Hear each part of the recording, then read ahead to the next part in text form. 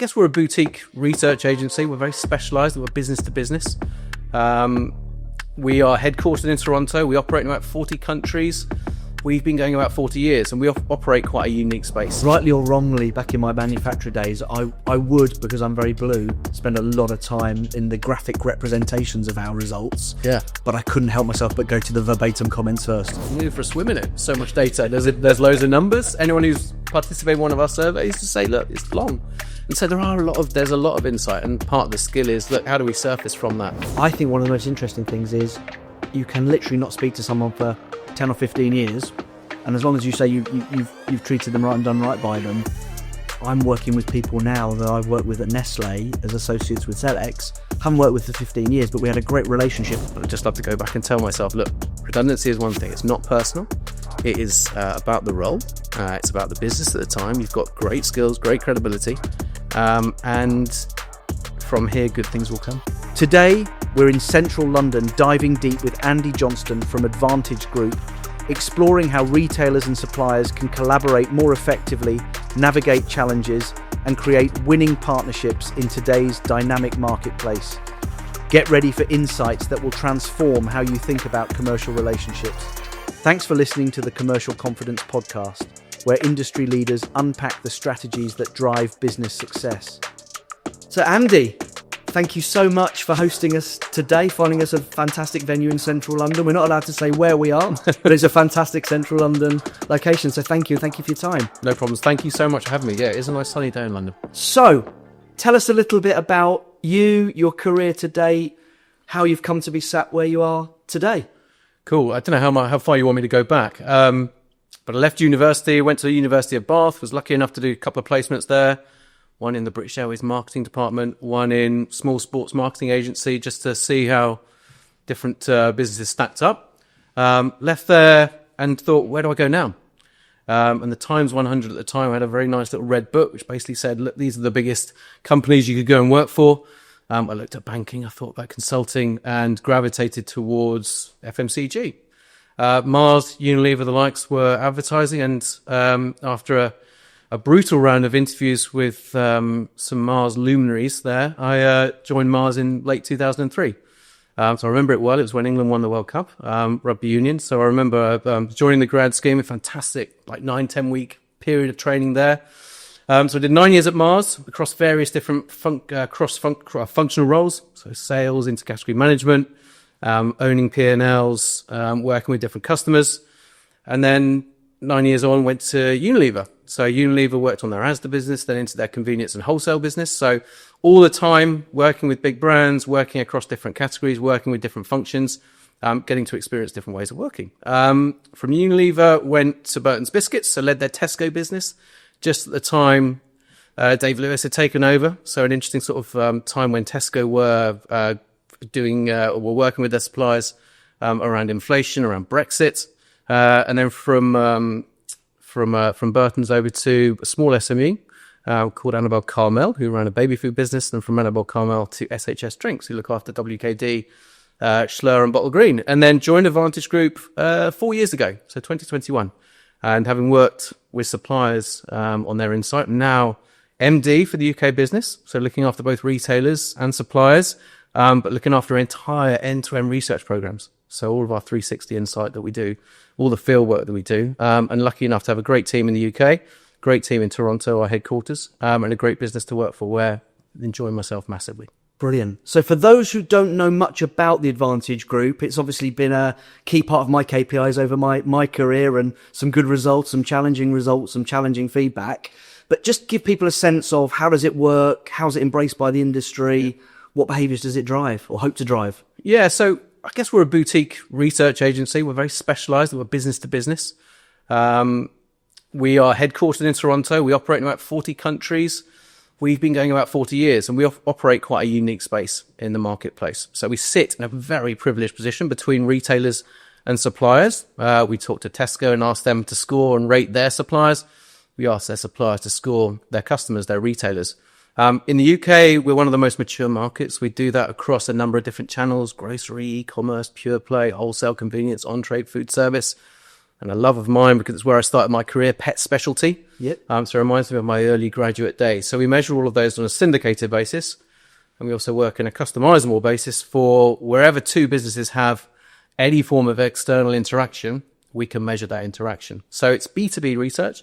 It's understanding how parties and how satisfied they are with each other. I guess our big purpose is how can we help businesses be better together?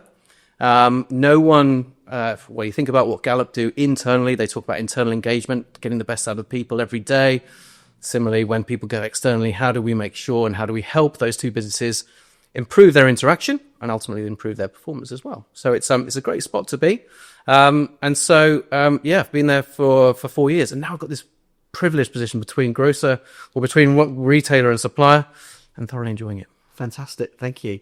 And you talked there about some situations where maybe outside of the syndicated model, two organizations where they've got a challenge or two organizations that think there's a great opportunity to grow together. Maybe you could share, without sharing who it is, share maybe how one of those kind of interactions works. Yeah, I mean, look, we're well known in food and drink retail and between grocery retail and suppliers in food and drink, but there's a whole world of different businesses that interact every day of the week. So we do work between the businesses who aren't in food and drink. We ask them how their suppliers are feeling in our Voice the Supplier program. So that then takes feedback from those suppliers and helps boards understand, look, am I people interacting in the right way with their suppliers? Are they getting as much as they can from their suppliers? And similarly, we'll work with suppliers on the other side to say, look, how are your customer relationships looking? You might be in hardware. You might be in a different channel. So how are those customer relationships going? Are there any gaps? So is your e-commerce capability performing as strongly as you think it would be, given all the resource, the investment you put in? How's that landing with the customer? So some of our more exciting or most exciting things are when we go into a new space and we learn more as a business about how the interaction goes between those businesses. So whether that's a high street pharmacist or an optical optician, understanding how they're doing with their suppliers, and similarly the other way. So we get access to seeing how different parts of the industry across any sort of high street works. Yeah, and I suppose there's obviously the side benefit there of seeing best practice emerging from different channels, different customer experiences, which, whilst not breaking any confidences, you can probably bring some ideas to the table about what grocery are doing brilliantly relative to some other high street retail situations and vice versa. Yeah, I mean, benchmarking is hugely important because that shows how competitively you stand up compared to other businesses. So yeah, we bring in a benchmark to help people understand, look, where am I competitively? Do I need to make more resource in a certain area? Or am I doing really well and actually putting more resource into that strength will make us even better?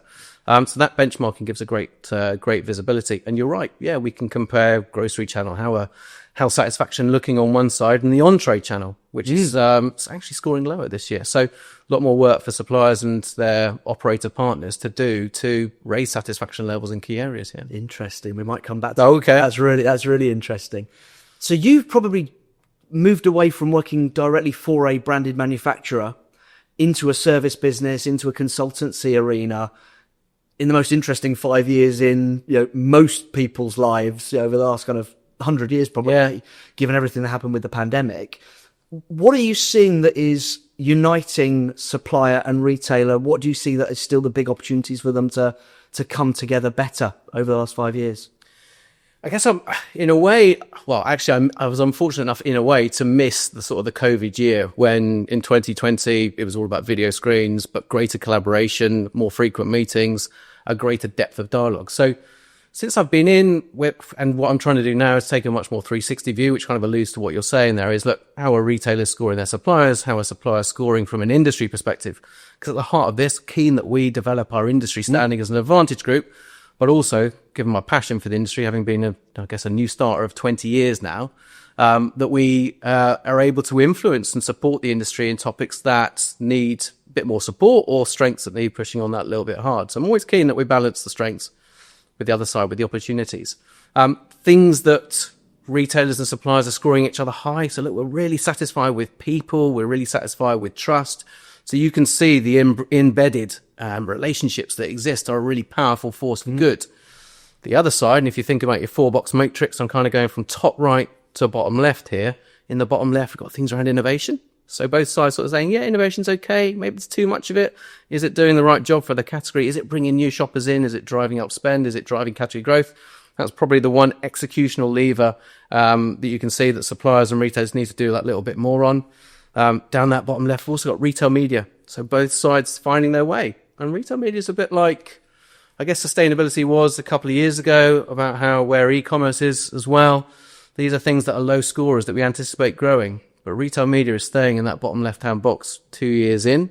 And actually e-commerce is still in there. So e-commerce, retail media are still in that bottom left-hand box alongside innovation. What's heartening to see, sustainability has started to creep up from that bottom left towards that top right. So more dialogue, more transparency, more collaboration, more chance taking, I guess. And I stay away from the word risk, more chance taking. So suppliers, retailers doing more to work together in that sort of space to evolve it. That's great to hear, because I think if you listen too much to the mass media, that's on the back burner. Global leaders are taking that less seriously.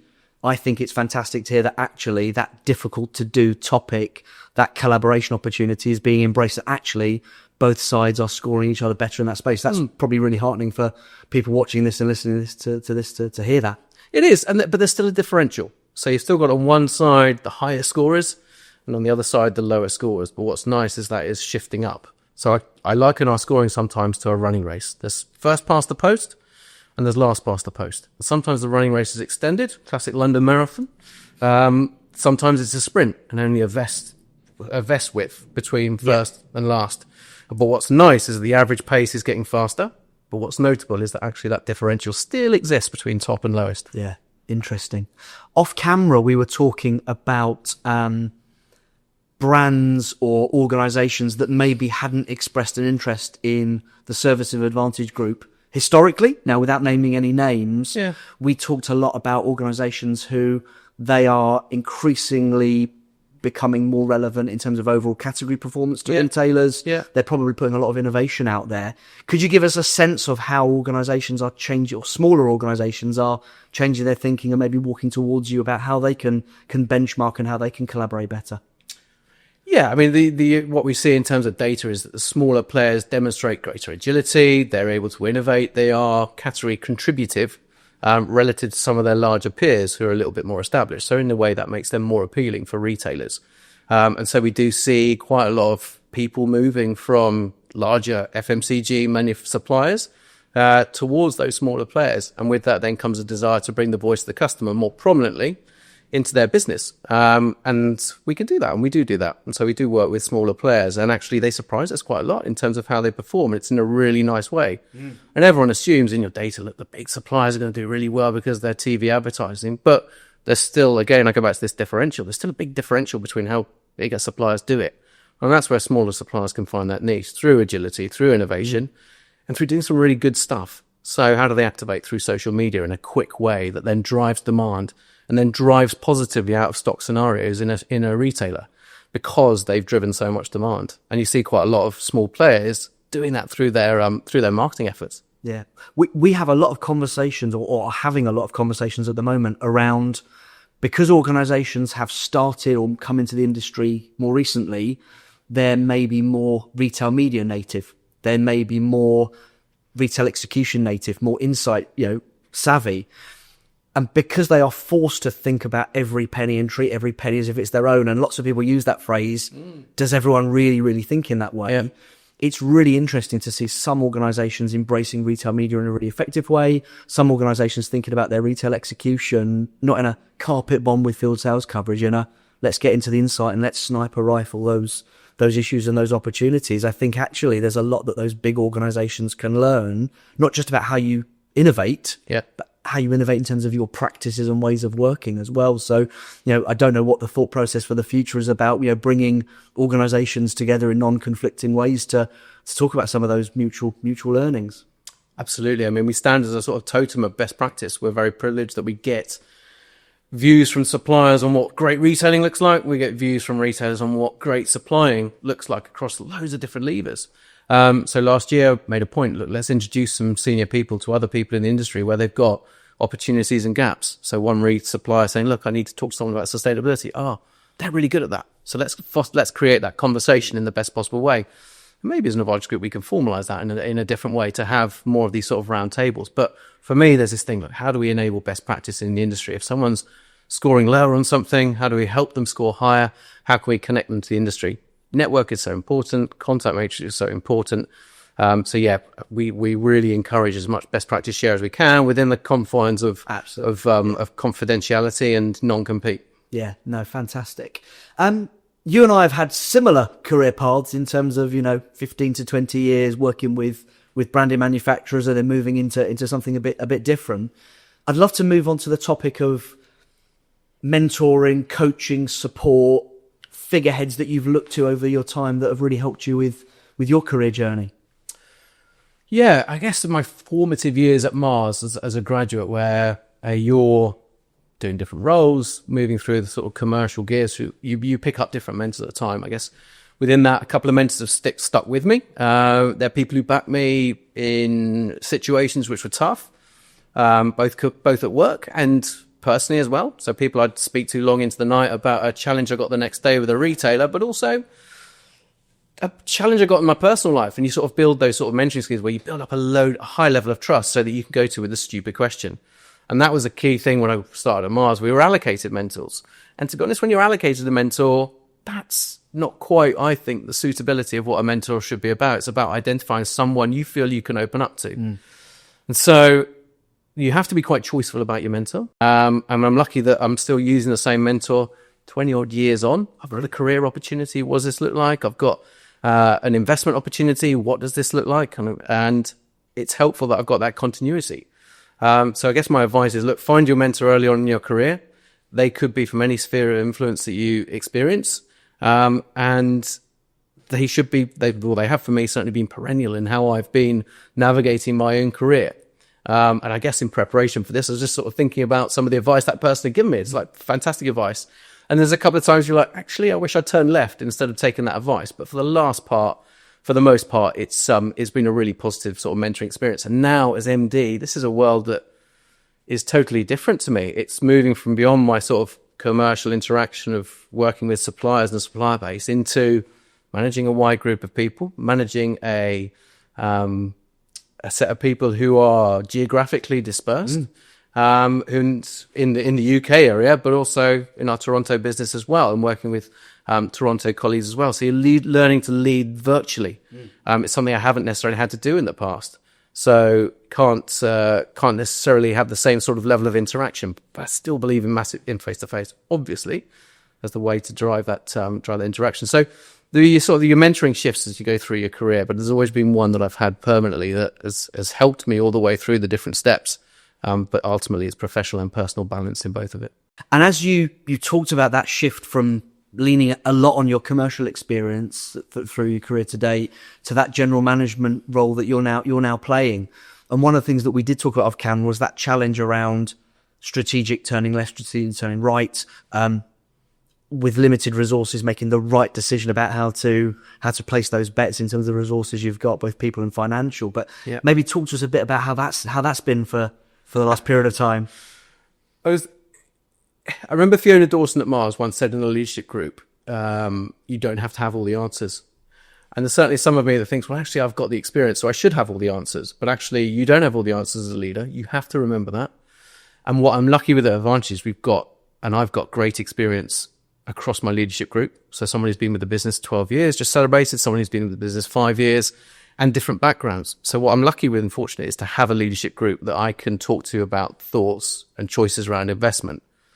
What's also helpful at Advantage is we take feedback from different parts of our business and externally so we can make informed choices. And we're also fortunate that we're empowered by a reasonably new management structure to go after things in the UK and Ireland market, so make choices about investment. Now, I can't say it's ever easy to do those sort of things. And I do, and I have in the past suffered with procrastination. So there's a good pros and cons list on the left, or pros on the left, cons on the right, and I thought of, right, what do I do here? Maybe a chat with one of the team. What do you think? And I don't have all the answers, and that's reassuring to think that it shouldn't be expected to, even though you sit there and think, you should have all the answers. Come on, you're an MD now. You've got your little internal voice there, talk about the chimp in your head in some of the sort of Stephen Peters things. You say you should know, but quick Teams message, quick Teams call, probably moves you on really quickly, and gets you to an answer of where that choice is. But yeah, I can't say it's easy. Definitely know I'm going to get things wrong. And so my procrastination, sort of the phrase I took on that procrastination when I was back at Mars was, if you don't make a decision, it's worse than making the wrong decision. So make a decision. And you can make a decision and you can move forward. And if you make the wrong decision, you might have to backtrack.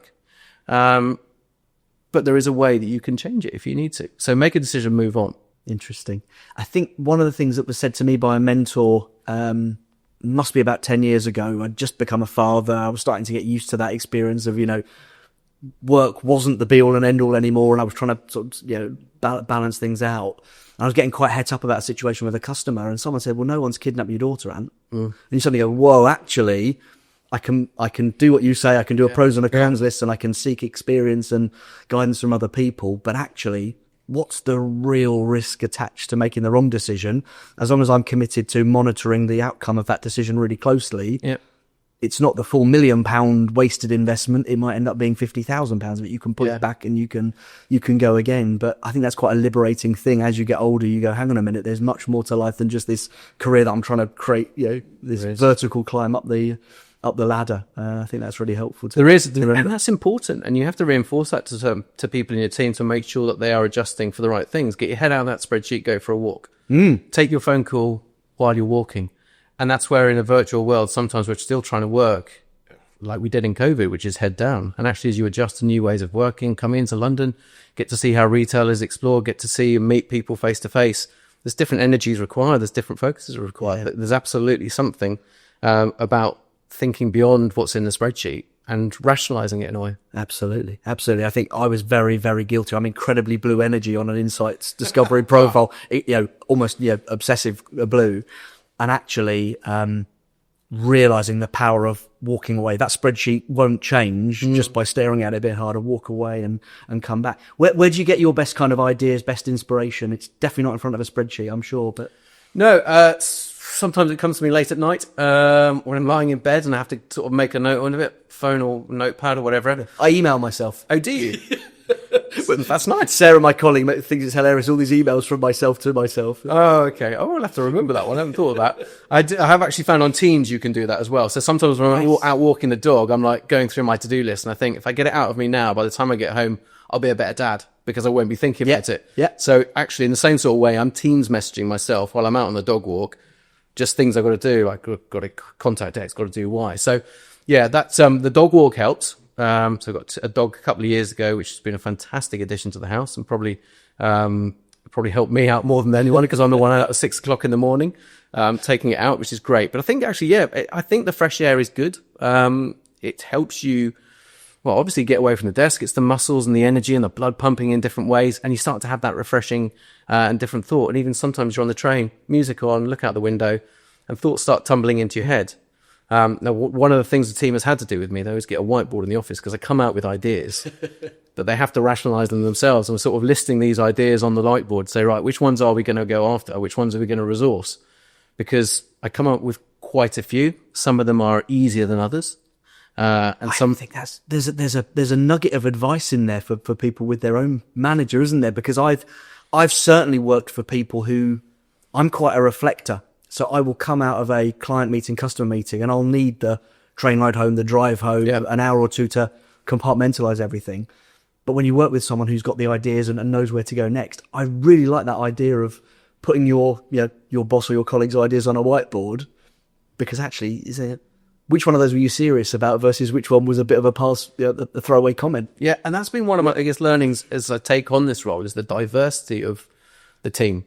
So we have one arm which is client-facing, supplier, retailer-facing, and we have another arm which is operational-facing, and program-facing, and doing our research. And I have to acknowledge the diversity of the way people operate: green, blue, yellow, red, where people get their different energy sources from. And that's something that I've had to sort of remind myself of the training I've had over the years of going back, revisiting the notes I've kept, revisiting some of the virtues I've kept. And I guess one of the things I'm really starting to be more conscious about is EQ.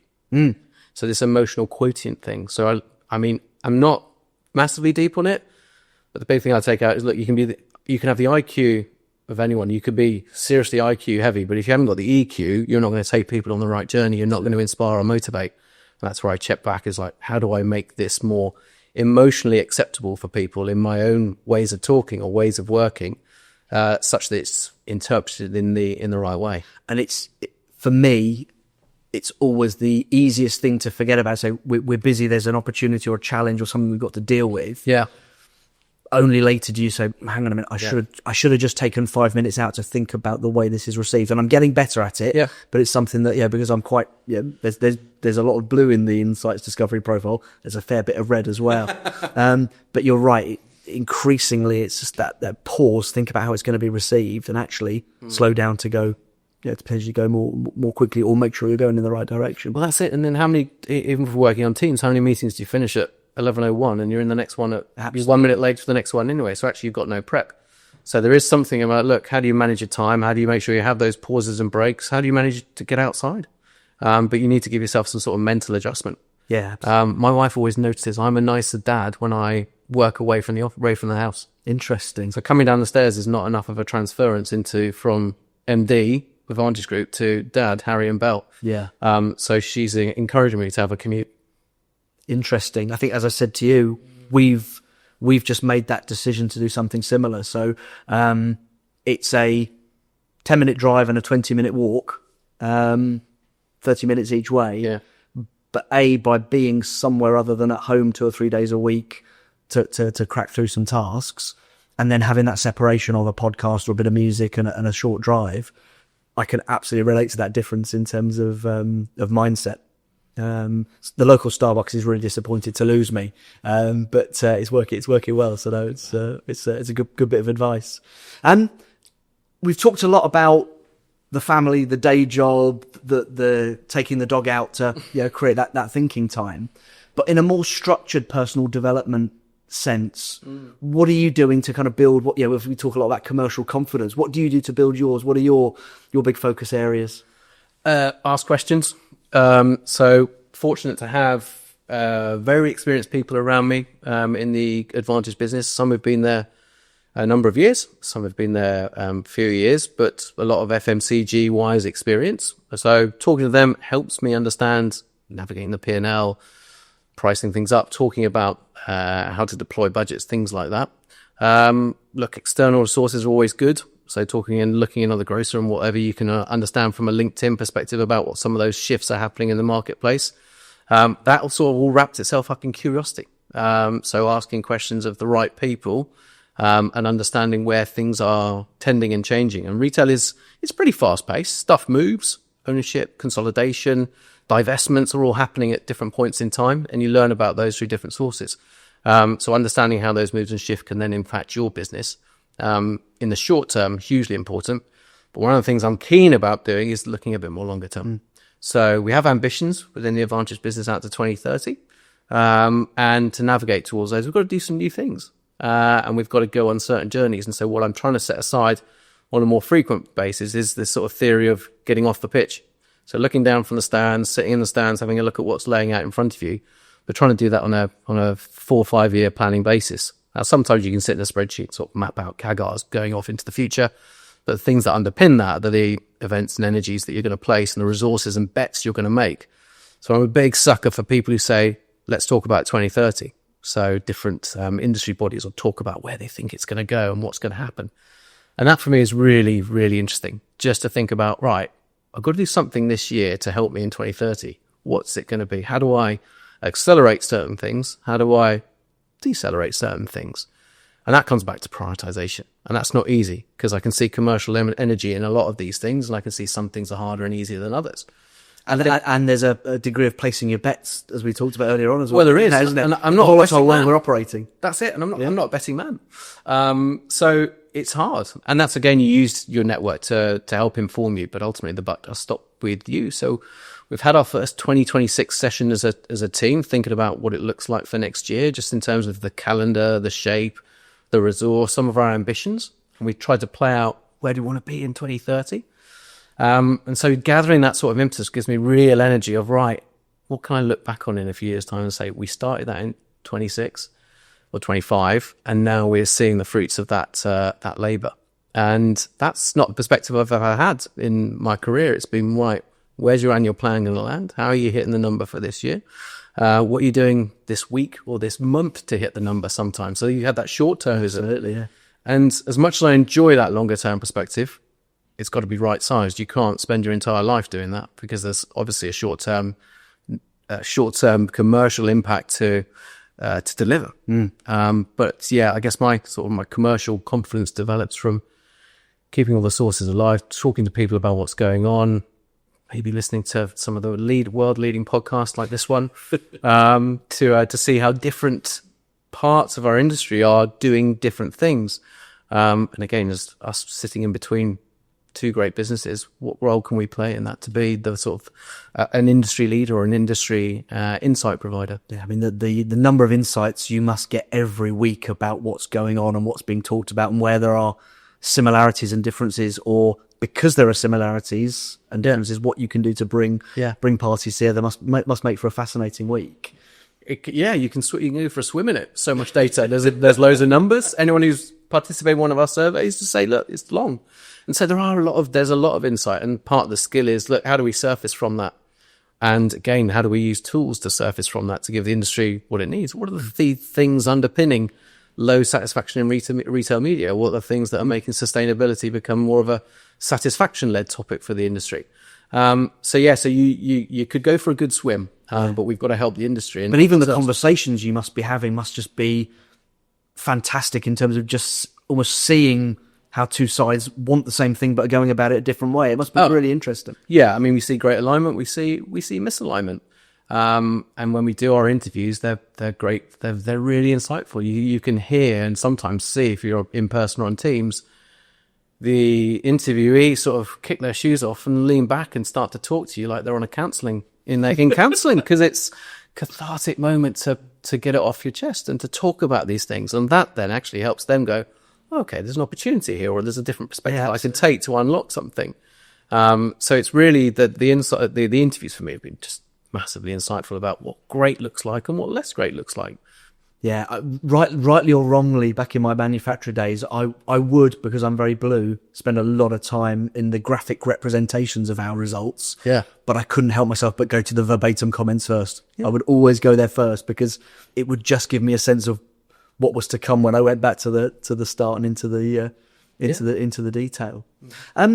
You talk there about the day-to-day, the week-to-week, the month-to-month, and the going up onto the stands and looking down on the pitch. How have you found that transition in terms of compartmentalizing your time and being disciplined around carving out time? Because I personally find that quite difficult to say, I know there's a lot on the short-term to-do list, but we won't carve out the right future unless I do block that half day out or whatever. How have you found that? I mean, 4 months in, hard, because it's a real readjustment. So I can't say there's any expertise probably deployed at the moment, but hopefully that'll come in time. But I'm open to I guess advice. And I've started to put these sort of blocks in my diary and say, right, look, I need a bit of thinking time here. I need a bit of thinking time there, to just help me, and that helps to just organize me. So yeah, I can't say I've mastered it yet. It sounds like you've, very simply kind of, gone for the compartmentalization. And as long as it's not, the short term's not bleeding into that, it sounds like you've got some good ways of working. Maybe. Find out. We'll find out. Nothing's broken quite yet. I mean, we have our challenges. We have our day-to-day and short-term challenges. We have long-term, we have short, medium, and long-term opportunities. And yeah, look, it's hard. I want to be available to my team. I want to be available to all types of clients. And I also want to embed myself as in Advantage Group and in the industry as deeply as I can, while balancing face-to-face online meetings, different parts of whatever the role brings. Going back to your time in manufacturer land, if the 10 to 15 year younger Andy was sat in the room with us, what would some of the things that you've learned that you didn't know early on that you would impart in terms of knowledge around managing your career, handling the pressure, making those strategic decisions? What do you know now that you wish you'd known then? I guess I'm lucky. I've got to a role that actually I didn't realize it, but it is in a way come full circle for me. So in 2006, as part of my well, it's 3 years into Mars at that point, but I took on a role which was championing Advantage Group insight within Mars. So I would stand next to the owner at the time, Andy Kemp King, and he would present the results, and I would then action or agitate positively the action plans within the business. So in some ways, this made my interview a little bit easier because I could say, look, and I have been a champion for Advantage Group wherever I've been. So that gave me that sort of natural full circleness, which actually I quite enjoy. Now, if I sort of look at some crucible moments in my career, at Mars, there was an opportunity to work on a discounter, a German discounter. And having managed some of the leading grocers, I didn't place that bet. I didn't say, actually, that would be a really place to go to. So that was sort of a moment where I stayed left instead of turning right. Another one at Unilever when there was a roll around e-commerce. And potentially maybe the proud part of me said, well, the commercials aren't that big at the moment. But actually, where's e-commerce now for a company like Unilever is in a totally different space. Yeah. So those are opportunities where I probably say to myself, take a chance. Think longer term. Think longer term. Take a chance. Again, decision making. If it's not right, then you can have a conversation about, look, this isn't quite for me. But there's something I'd say to myself and probably other starters. Look, early on in your career, you can make a less informed choice or a more informed choice to take a chance on something.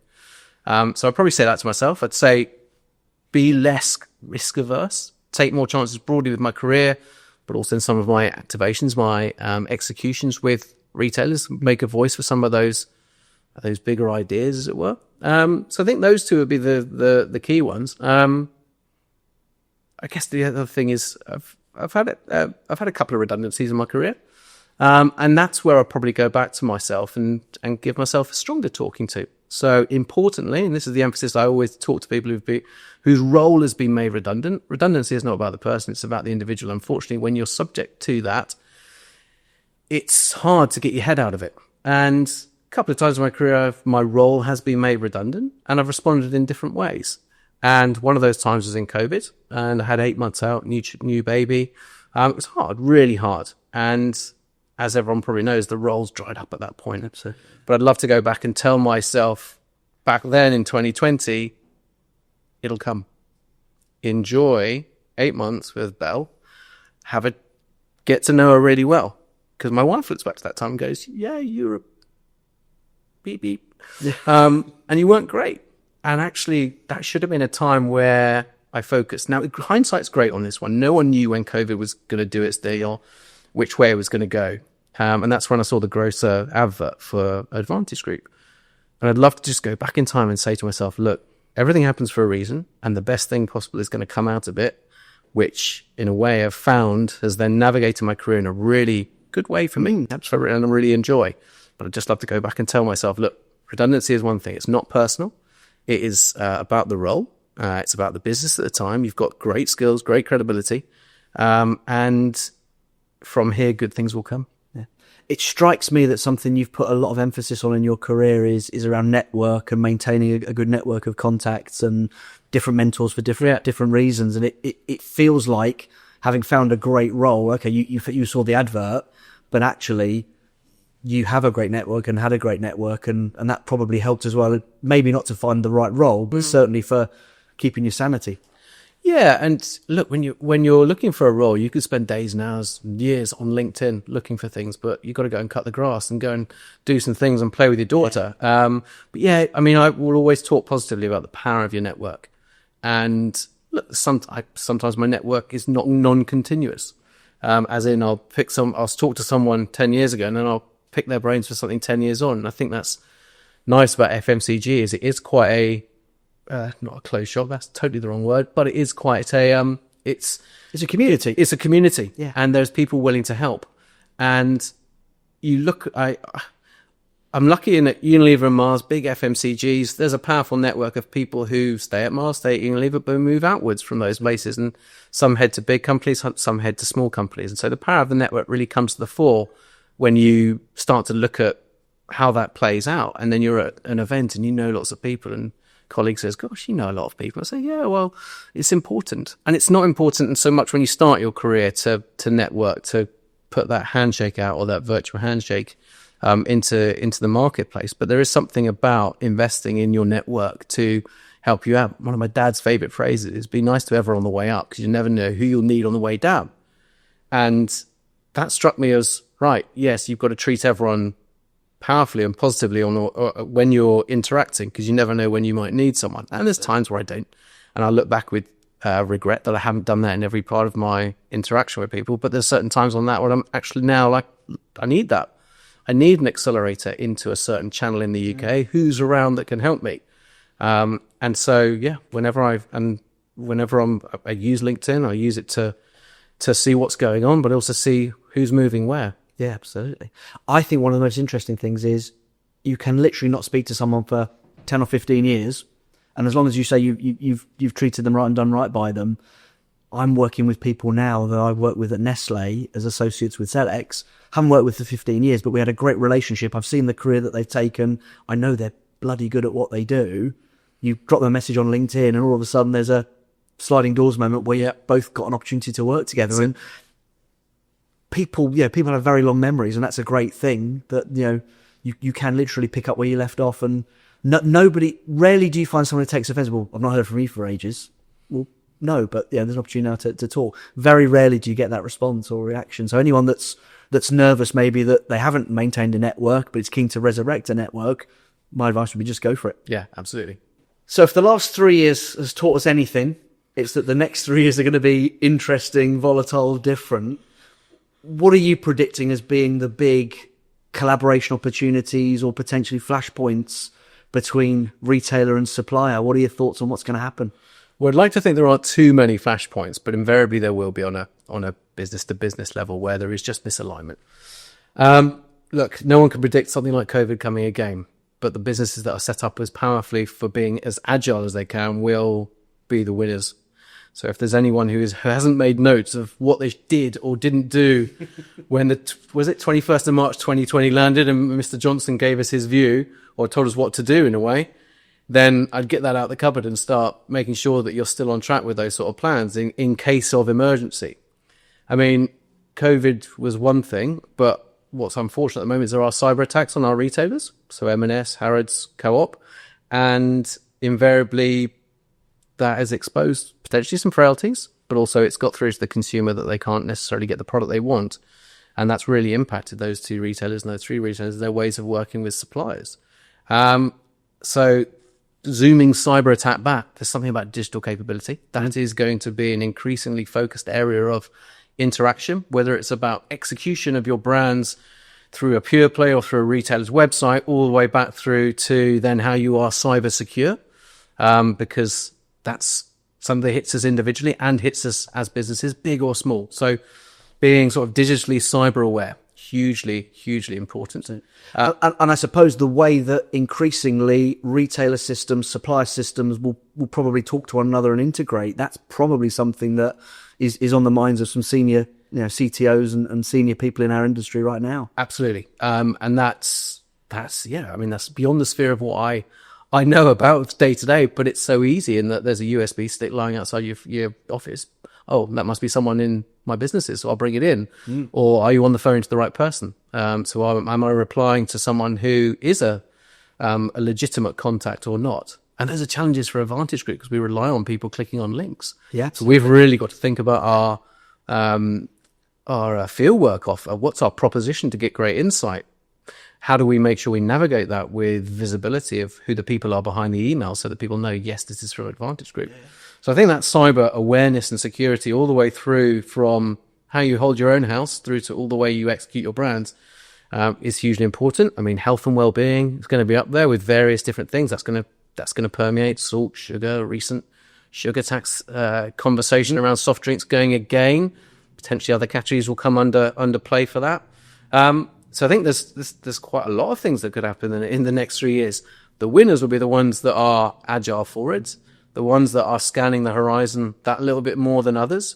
And what I do notice, there are suppliers and retailers just focused in the next 2 weeks, next 3 weeks, next 3 months, whatever it is. But the ones that have a leadership team that are thinking that little bit longer term are the ones that will set themselves up more powerfully than others.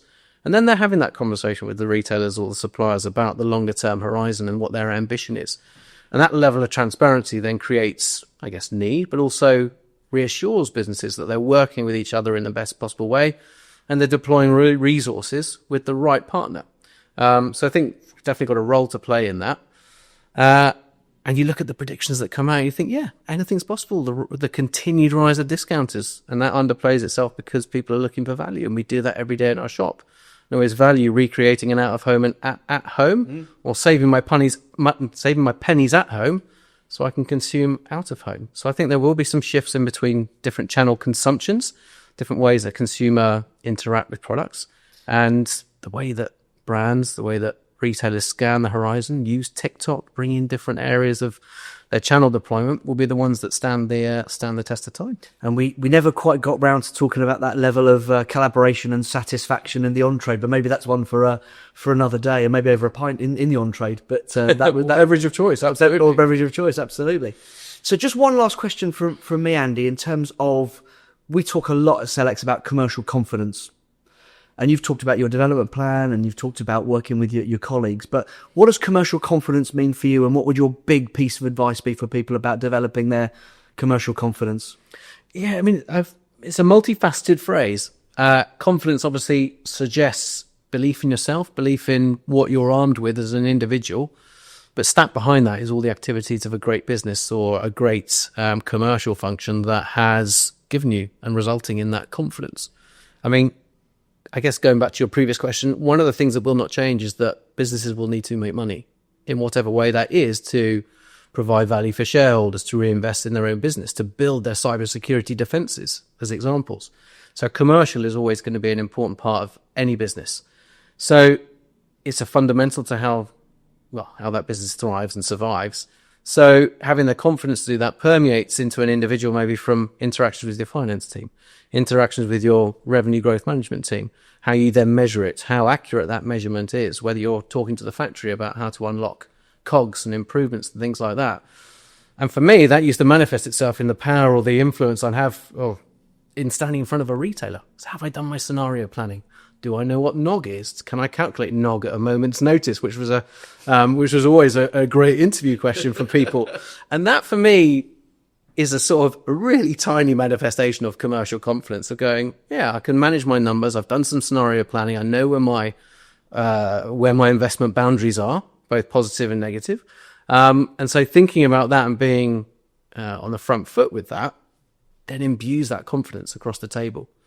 Now, when those two individuals maybe, or those teams, are coming together to talk about driving category growth, about an execution on innovation or the next pot of retail media, both sides need to be informed of where their strengths, where their opportunities are, and be transparent with that with the other side of the table. So to have that more powerful conversation that ultimately leads itself to a very powerful shared shopper or consumer experience.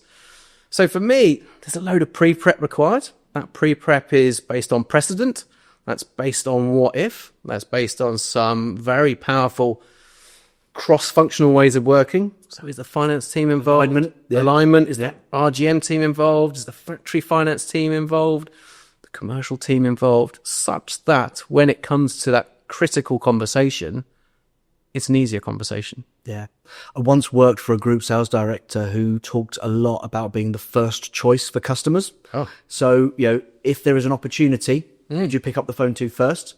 The answer may not always be what you want to hear, and it may not always be yes, but at least put yourself in that position where they say, I'm going to call Andy first with this opportunity, because I know he'll have his team lined up behind him, he'll have thought it through, and he'll know the parameters within which he can say yes. And that's really stuck with me. And I think that thing about planning and preparation that you talked about is critically important. It is. And that's, CPOC. I hear a lot of that talking to suppliers, category partner or customer partner of choice. Yeah. And now I'm starting to hear that from retailers of how do I become a supplier's partner of choice so that we are getting a disproportionate allocation of resource. So the best people are coming onto our account with the best executions, that we're commanding a little bit more from their supply chain. We're getting the nod when we need some stock. And that's, again, collaboration enables that. And that is then enabled by great leadership teams, great culture, because not everyone has a customer-centric culture. So some businesses, short-term versus long-term, and you need to find the balance for your business. But again, I think it comes back to great leaders, empowering their teams, but great cross-functional leaders. So it's not just about the commercial director. Supply chain director needs to be involved. The sustainability director needs to be involved. Potentially the buying director needs to be involved. Look, we need some pre-filled. So how are we going to get the best value for our pre-filled? Well, we need to commit to X, Y, and Z. Oh, well, can we follow that conversation through? So 10, 15 years ago, pre-filled, we used to just get the big red X factor start off from finance. The answer is no. What's the question? Yeah, exactly. For the finance team, and it used to be an ongoing joke in a way of we're never going to get pre-filled away. But now, tripping over pre-filled, it used to be, it's the perennial way to drive impulsivity, no matter the category. So look, I didn't know I needed some toilet wipes, and there they are. So now I'm tripping over the POS, but they got there because there's been a cross-functional conversation all the way through that said, yeah, it's an economically powerful and commercially powerful way to execute our brands for us and for the retailer. And ideally, it's driving incrementality with the consumer and giving them an opportunity to consume or use in a way that's powerful for retailer, supplier, and everyone involved. Absolutely. Fantastic. Well, look, thank you once again for your time, Andy, today. I know you've got an exciting weekend ahead, so we're going to let you get on the road fairly quickly. But thank you once again, and really appreciate your time and your support for the podcast. Thank you. Well, no, thank you very much for having me. I've enjoyed it. I'll see you soon.